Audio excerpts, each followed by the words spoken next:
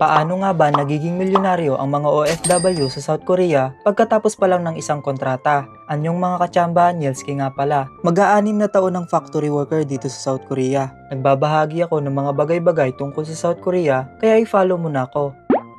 At mamaya nga lang sa video na ito ay i-reveal ko kung magkano ang aking maiuwi pagkatapos ng aking unang kontrata. Pero bago ang lahat, kung nais mong magpalit din ng iyong visa from E9 to E7, ay mag-inquire lang kay Miss Yej sa kanyang Facebook para sa inyong smooth application.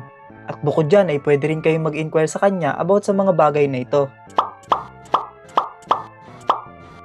At ano pang hinihintay natin? Simulan na natin to. Unang dahilan kung paano nagiging milyonaryo ang mga OFW sa South Korea ay Kungminyeongum o National Pension. Naguhulog ang bawat empleyado sa Korea sa Kungminyeongum buwan-buwan na kinakaltas sa kanilang sahod.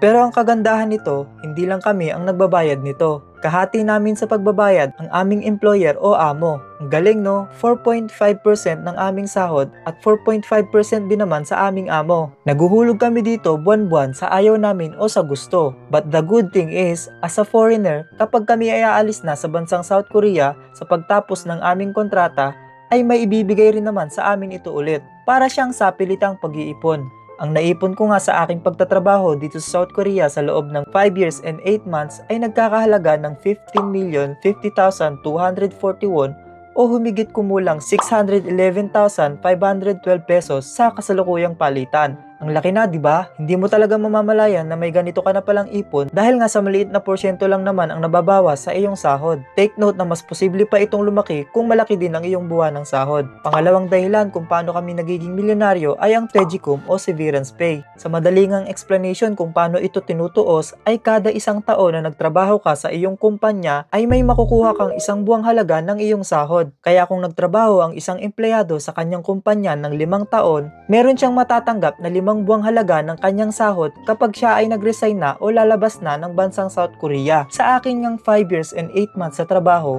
umabot nga ito ng 16,499,251 o humigit kumulang 670,387 pesos sa kasalukuyang palitan. Ito yung literal na bonus dahil nga hindi naman ito kinakaltas sa iyong buwan ng sahod gaya ng nauna na Kungmin.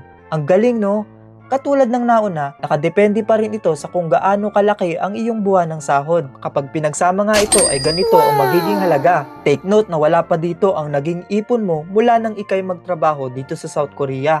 Kaya panalong panalo talaga magtrabaho dito. O ano pang hinihintay mo? I-share mo na sa mga kakilala mo ang video natin na to at sabay-sabay na kayo mag-Korea para maging milyonaryo na rin kayo. Hanggang sa muli nating pagkikita mga kachamba. Annyeong!